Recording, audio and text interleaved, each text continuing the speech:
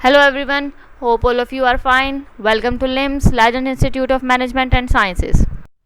I am Sundas Khan, your lecturer for the course of Functional English. This is our fourth lecture. Okay, in this lecture we will discuss sentence means the topic of this lecture is sentence. हम इसमें sentence discuss करेंगे. Sentence क्या होता है, sentence के कौन कौन से पार्ट्स होते हैं, सेंटेंस की कौन कौन सी काइंड्स हैं, डिफरेंट काइंड्स हैं according to use, according to form. हम ये तमाम चीज़ें जो हैं सेंटेंस से रिलेटेड, सेंटेंस की डेफिनेशन क्या होती है, ये तमाम चीज़ें हम लोग इस लेक्चर में डिस्कस करेंगे. तो फर्स्ट सबसे पहले जिस चीज़ में हमारा फोकस होगा वो होगा डेफिनेशन ऑफ सेंटेंस, क्योंकि जब तक आपको सेंटेंस के बारे में पता ही नहीं कि सेंटेंस क्या चीज़ है, आप लोग फर्दर इस पर कोई डिस्कशन नहीं कर सकते. सेंटेंस क्या है? Sentence is a group of words that can make complete sense is called a sentence. Means के ग्रुप ऑफ वर्ड्स जो कि एक कंप्लीट सेंस आपको दे रहे हैं या एक कंप्लीट सेंस बना रहे हैं, तो उन ग्रुप ऑफ वर्ड्स को हम लोग जो नाम देते हैं वो है सेंटेंस का. अ group of words that makes complete sense, यानी कि एक वर्ड नहीं है बल्कि ग्रुप ऑफ वर्ड्स हैं, और वो अगर आपको कंप्लीट सेंस दे रहे हैं किसी चीज़ की तो वो सेंटेंस होगा. A sentence expresses a complete thought. Means के एक सेंटेंस जो है वो एक कंप्लीट थॉट से डील करता है. उसके अंदर आपको एक कंप्लीट थॉट मिलती है, उसके अंदर आपको एक कंप्लीट बात मिलती है. एक सेंटेंस में जो है वो एक्सप्रेस करता है, वो एक कंप्लीट थॉट एक्सप्रेस करता है, वो आपको एक कंप्लीट बात देता है, उसके अंदर आपको एक कंप्लीट थॉट मिलेगी. A sentence must contain a subject and a verb. अब आपको यहाँ पर मैंने कहा कि ग्रुप ऑफ वर्ड्स हैं जो कि आपको एक कंप्लीट सेंस दे रहे हैं, तो उस चीज़ को हम लोग सेंटेंस का नाम देते हैं. और अगर हम बात करें कि सेंटेंस में क्या क्या चीज़ें ज़रूरी हैं, तो वो हैं एक सब्जेक्ट एक ज़रूरी है सेंटेंस के अंदर, और सेकंड जो चीज़ है वो है वर्ब. एक सेंटेंस में एक सब्जेक्ट होता है और एक वर्ब होता है. ठीक है, ये दोनों चीज़ें सेंटेंस के लिए ज़रूरी हैं. एग्जाम्पल आपको दी है, Ali walked to the store. अब इसके अंदर देखें, अली मैंने आपको पहले बताया एक सब्जेक्ट है और एक वर्ब है, तो यहाँ पे हमें क्लियर करना पड़ेगा कि अली क्या सब्जेक्ट कौन सा है और वर्ब कौन सा है. अली जो है ये है सब्जेक्ट ऑफ द सेंटेंस आप कह सकते हैं, और वॉक मैंने रेड से मार्क किया है और नीचे वर्ब भी रेड से लिखा है ताकि आपके लिए इजी हो जाए कि वॉक जो है ये है वर्ब. अब आपको वर्ब की डेफिनेशन पता है कि वर्ब आपको क्या बताता है, या आपको एक्शन के बारे में बताता है या स्टेट ऑफ बीइंग आपको बताता है. तो यहाँ पर वॉक जो है ये वर्ब है और अली जो है ये है सब्जेक्ट. ठीक.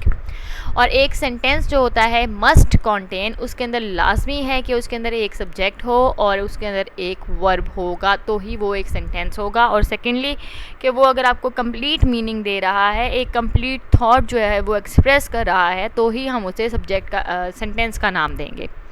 We can categorize sentences based on their purpose and their structure. अब यहाँ पे आपको बताया जा रहा है कि हम लोग सेंटेंस को डिफरेंट कैटेगरीज में जो हैं वो रख सकते हैं. डिफरेंट कैटेगरीज हम सेंटेंसेस की बना सकते हैं based on their function, based on their purpose, based on there structure.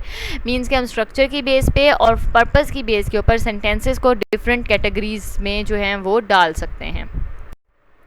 A sentence is a group of words. दोबारा से वही बात आई कि ग्रुप ऑफ वर्ड्स है that makes a complete sense, contains a main verb and begins with a capital letter. ये अगर आप चाहें तो आप ये एक डेफिनेशन तो है वो तैयार कर सकते हैं, क्योंकि इसके अंदर तमाम चीज़ें आ रही हैं कि ग्रुप ऑफ वर्ड्स है, कंप्लीट सेंस आपको दे रहा है, एक वर्ब और एक सब्जेक्ट इसके अंदर मौजूद है, और हमेशा जो है ये कैपिटल लेटर से जो होता है वो हम सेंटेंस को स्टार्ट करते हैं. तो एक ऐसा हम एक सेंटेंस उस चीज़ को कहेंगे या उस लाइन को कहेंगे जिसके अंदर ग्रुप ऑफ वर्ड्स हों जो कि आपको कंप्लीट सेंस दे रहा हो, जिसके अंदर एक वर्ब हो, एक सब्जेक्ट हो, और जो एक आप कह सकते हैं कैपिटल लेटर से हम लोग हमेशा सेंटेंस को स्टार्ट करते हैं. A set of words that is complete in itself, typically containing a subject and a predicate, conveying a statement, question, exclamation or command, and consisting of a main clause and sometimes one or more subordinate clauses. अब ये जो सी definition है ये बिल्कुल different है, यानी कि set of words हैं, यानी कि ग्रुप ऑफ वर्ड्स आप कह सकते हैं, जो कि कंप्लीट है इन इट्स सेल्फ. और टिपिकली वो क्या चीज़ कंटेन करता है, एक सब्जेक्ट और एक प्रीडिकेट. यहाँ पर सब्जेक्ट और प्रीडिकेट आया, हम प्रीडिकेट को भी नेक्स्ट डिस्कस करेंगे, क्योंकि पहले मैंने आपको कहा कि सब्जेक्ट और वर्ब होता है. अब मैं आपको कह रही हूँ सब्जेक्ट और प्रीडिकेट है. तो सब्जेक्ट हम डिस्कस कर चुके हैं, प्रीडिकेट अब हम डिस्कस करेंगे कि प्रीडिकेट क्या होता है, कन्वेइंग अ स्टेटमेंट, जो कि एक स्टेटमेंट को हम कन्वे कर रहा है, मींस कंप्लीट थॉट की जगह यहाँ पे हम लोगों ने उसे और एलैबोरेट कर दिया कि कंप्लीट थॉट में क्या क्या चीज़ें आ सकती हैं। स्टेटमेंट आ सकती है, क्वेश्चन आ सकता है, एक्सक्लेमेशन आ सकती है, कमांड आ सकती है, और क्या चीज़ जो है सेंटेंसेस के अलावा क्या चीज़ पे बेस करता है, ये मेन क्लॉज हो सकता है उसके अंदर, और एक या एक से ज़्यादा सबऑर्डिनेट क्लॉजेस भी उस सेंटेंस के अंदर हो सकते हैं। तो मीन्स ये कि ज़रूरी नहीं है कि एक सेंटेंस जो है वो सिर्फ एक ही कंप्लीट थॉट आप तक पहुंचाए, वो एक से ज़्यादा बातें भी आप तक पहुंचा सकता है, लेकिन एक बात कंप्लीटली, एक थॉट कंप्लीटली एक्सप्रेस करना मस्ट होता है सेंटेंस के लिए। तो एक अ सेट ऑफ वर्ड्स जो कि कंप्लीट हैं, एक कंप्लीट सेंस आप तक पहुंचा रहे हैं, और टिपिकली वो क्या चीज़ कंटेन करते हैं, एक सब्जेक्ट कंटेन करते हैं, एक प्रीडिकेट कंटेन करते हैं, और कन्वे करते हैं, मींस के जो मैंने आपको पहले बताया था कि एक्सप्रेस करते हैं एक कंप्लीट थॉट को।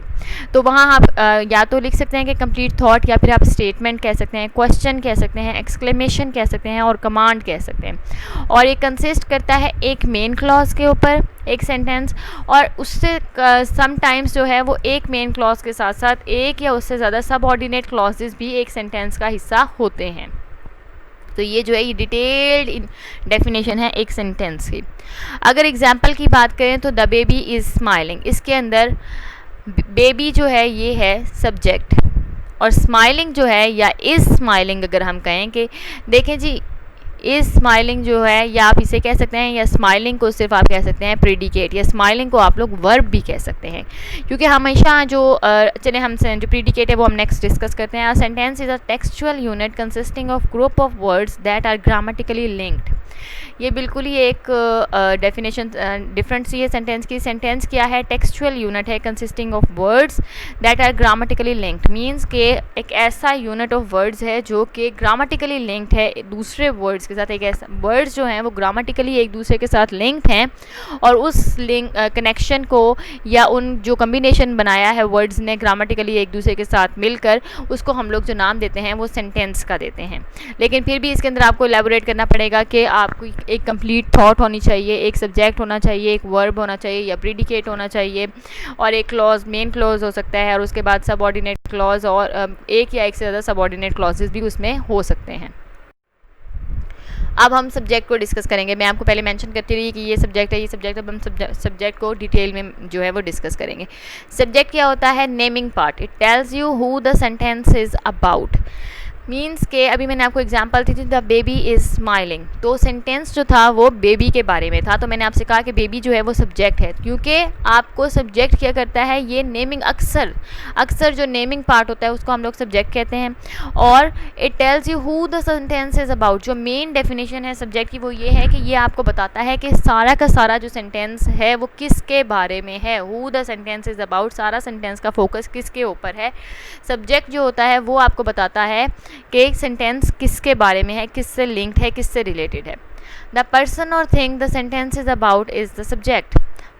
Look for the action verb. अच्छा, यहाँ पे ये यहीं तक ख़त्म हो रहा है कि द पर्सन और thing the sentence is about, वही बात है कि या तो आपको ये सब्जेक्ट बताता है कि किसके बारे में है सेंटेंस, या फिर क्या होता है कि सेंटेंस जिसके बारे में होता है उसे हम सब्जेक्ट का नाम देते हैं। ठीक है, सब्जेक्ट क्या है, ये आपको बताता है कि किसके बारे में सेंटेंस है, या सेंटेंस जिसके बारे में बात कर रहा है, ये सारी बात जिसके बारे में हो रही है उसे भी आप सब्जेक्ट का नाम दे सकते हैं। अब आपने क्या करना है, अगर आपको सब्जेक्ट जो है वो इंडिकेट करने में मसला हो रहा है तो वो आप लोग इजीली इस तरह से सॉल्व कर सकते हैं कि आप लोग एक्शन वर्ब को ढूंढें। एक्शन वर्ड कौन सा है सेंटेंस में। Usually the words in front of the action word in a telling sentence are the subject, means के जो वर्ड्स अक्सर यूजुअली जो है जो वर्ड्स एक्शन वर्ड से पहले आते हैं, इन फ्रंट आते हैं, उसके साथ आते हैं, उससे पहले आते हैं, उसको हम लोग कहते हैं वो सब्जेक्ट है। ठीक है, तो जो एक्शन वर्ड से पहले जो वर्ड्स आ रहे हैं उसको आप लोग सब्जेक्ट कह सकते हैं। आपने उस वर्ड को ढूंढना है जो एक्शन वर्ड से पहले आ रहे हैं। द सब्जेक्ट इज़ हु और what is completing the action of the sentence action doer. और सब्जेक्ट की क्या डेफिनेशन है, सब्जेक्ट को आप कह सकते हैं कि subject is the action doer. Action doer को हम लोग सब्जेक्ट का नाम देते हैं। क्यों? क्योंकि हमें ये बताता है कि what is completing the action और who is completing the action. Subject हमें बताता है who is completing the action और what is completing the action, और सब्जेक्ट को हम लोग एक्शन डूअर ऑफ सेंटेंस भी कह सकते हैं। तो आपने देखना है कि काम कौन कर रहा है सेंटेंस में। अगर आपको सब्जेक्ट को ढूंढना है तो आपने देखना है कि एक्शन डूअर कौन है। The subject can either B noun और प्रोनाउन, वो मैंने आपको दोनों एग्जाम्पल दी हैं कि मैंने आपको कहा द बेबी इज़ स्माइलिंग और आप कह सकते हैं ही इज़ स्माइलिंग, तो नाउन और प्रोनाउन दोनों आ सकते हैं। सब्जेक्ट नाउन भी हो सकता है और प्रोनाउन भी हो सकता है। Often the subject appears at the beginning of the sentence, और अक्सर ये होता है यानी कि मोस्टली ये होता है कि सब्जेक्ट जो होता है वो बिगनिंग ऑफ द सेंटेंस में ही आपको इंट्रोड्यूस करवा दिया जाता है। बिगनिंग ऑफ द सेंटेंस में आप देखें कि सब्जेक्ट कौन है, अगर आपको तभी नहीं मिल रहा तो देखें सेंटेंस किसके बारे में बात, किस पूरे सेंटेंस में किसके बारे में बात हो रही है, या पूरा सेंटेंस किससे रिलेटेड है, किसके बारे में है सेंटेंस। और अगर ये भी नहीं तो फिर एक्शन वर्ड को ढूंढें, एक्शन वर्ड के साथ जो वर्ड होगा, एक्शन वर्ड से पहले जो वर्ड होगा वो होता है सब्जेक्ट, ठीक है। या फिर आप देखें एक्शन डूअर कौन सा वर्ड कौन है, एक्शन डूअर जो होगा वो ही होगा सब्जेक्ट हमारा सेंटेंस में। अगर अब हम वर्ब को डिस्कस करें तो वर्ब आपने ऑलरेडी पढ़ा हुआ है। वर्ब क्या होता है, ये शो करता है एक्शन आइदर मेंटल और फिजिकल, मींस के मेंटल एक्शन भी बता सकता है वर्ब आपको, या फिर फिजिकल एक्शन भी बता सकता है। The verb can also show a state of being, ये आपको स्टेट ऑफ बीइंग बताता है। स्टेट ऑफ बीइंग की अगर मैं एग्जांपल दूं आपको तो good friends are loyal people, ये सेंटेंस है। इसके अंदर अगर आपको मैं कहूँ सब्जेक्ट कौन सा है तो यहाँ पे फ्रेंड्स जो है वो सब्जेक्ट होगा, क्योंकि ये आया है वर्ब के साथ, और जो एक्शन वर्ड है वो है आर, इसके अंदर आर एक्शन वर्ड है। क्यों, ये कोई एक्शन तो आर जो है ये कोई एक्शन तो नहीं ना शो कर रहा, ये एक्शन तो शो नहीं कर रहा, लेकिन ये स्टेट ऑफ बीइंग शो कर रहा है, ये एक्सप्रेस कर रहा है कि आप जो एग्जिस्टेंस है कि कंप्लीट जो something is alive, it expresses being और existence tells us that something is alive, कोई चीज़ है, कोई स्टेट ऑफ बीइंग है, कुछ हो रहा है, ठीक है। तो वर्ब जो होता है ये ज़रूरी नहीं है कि आपको एक्शन ही शो करे। एक्शन आपको दो तरह से शो किया जा सकता है कि फिजिकल एक्शन हो सकता है और मेंटल एक्शन हो सकता है, और सेकेंडली आपको स्टेट ऑफ बीइंग शो कर सकता है verb.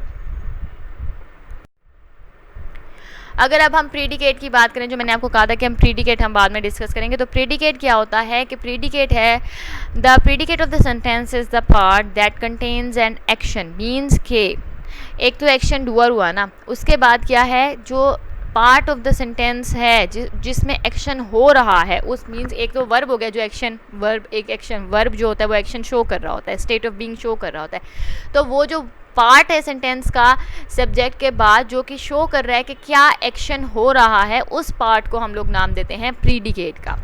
Predicate follows the subject and explains an action which is done by the subject, कि ये हमें वो एक्शन, ये प्रीडिकेट जो होता है ये वो पार्ट होता है जिसमें हमें ये बताया जाता है कि which is done by the subject, an action which is done by the subject, कोई ऐसा एक्शन जो कि सब्जेक्ट करता है, जो कि सब्जेक्ट से सब्जेक्ट को करते हुए दिखाया जाता है। तो जो पार्ट है सेंटेंस का जिसके अंदर ये चीज़ दिखाई जा रही है कि कोई काम हो रहा है, जिस तरह इस स्माइलिंग मैंने आपको कहा था कि स्माइलिंग एक एक्शन है जो कि हो रहा है, तो वो होगा प्रीडिकेट ऑफ द सेंटेंस। अगर हम इसके अंदर बात करें तो द लाइन रोर्स, तो इसके अंदर रोर्स जो है ये एक एक्शन हो रहा है, ये है प्रीडिकेट ऑफ द सेंटेंस, ठीक है ना। तो वो पार्ट सेंटेंस का जिसके अंदर आपको एक्शन होते हुए दिखाया जाता है, उस पार्ट ऑफ द सेंटेंस को हम लोग नाम देते हैं प्रीडिकेट का। अगर अब हम सेंटेंस की क्लासिफिकेशन देखें कि सेंटेंस की क्लासिफिकेशन क्या है, मीन्स के सेंटेंस की काइंड्स क्या हैं, सेंटेंस की टाइप्स क्या हैं, तो sentences are of two types के सेंटेंसेस होते हैं। एक होता है अकॉर्डिंग टू यूज़ और एक होता है अकॉर्डिंग टू फॉर्म, मीन्स के एक होता है हम सेंटेंस को यूज़ किस तरह करते हैं और एक होता है अकॉर्डिंग टू फॉर्म के उनकी कौन कौन सी फॉर्म्स हैं, अकॉर्डिंग टू फॉर्म्स सेंटेंस की, या हम किस तरह की कौन कौन सी डिफरेंट फॉर्म्स हैं सेंटेंसेस की जिसके अंदर हम लोग उनको जो है वो कैटेगराइज कर सकते हैं। ओके नाउ अब हम जो है सेंटेंस की क्लासिफिकेशन देखेंगे, टाइप्स ऑफ सेंटेंस देखेंगे कि सेंटेंस की कौन कौन सी टाइप्स हैं अकॉर्डिंग टू यूज़। आप ये बात याद रखें कि ये जो सी टाइप्स मैं आपको सेंटेंस की बता रही हूँ ये हैं according to use, types of sentence according to use, कि हम उनको किस किस तरह से यूज़ करते हैं या किस किस तरह से सेंटेंस को डिफरेंट तरह से जब हम यूज़ करते हैं तो उनकी डिफरेंट टाइप्स जो हैं हम उनको कौन कौन से डिफरेंट टाइप्स में जो है वो कैटेगराइज कर सकते हैं। तो नंबर 1 जो है ये है declarative, then imperative, then interrogative, then exclamatory, और इसके बाद मैंने मेंशन नहीं किया क्योंकि अक्सर उसमें जो है वो जब हम जो मेन टाइप्स हैं वो यही 4 हैं, लेकिन एक और टाइप है जो ऑप्टेटिव है और अक्सर उसको भी इस्तेमाल किया जाता है, तो वो है आप कह सकते हैं कि 5 आपको 4 जो है वो मेन टाइप्स हैं और ऑप्टेटिव भी हैं टाइप ऑफ सेंटेंसेस। तो नेक्स्ट हमारा जो लेक्चर होगा उसके अंदर हम लोग जो हैं ये टाइप्स जो हैं वो डिटेल में डिस्कस करेंगे। I hope each and everything is clear. If there are any questions, you can ask me. Thank you.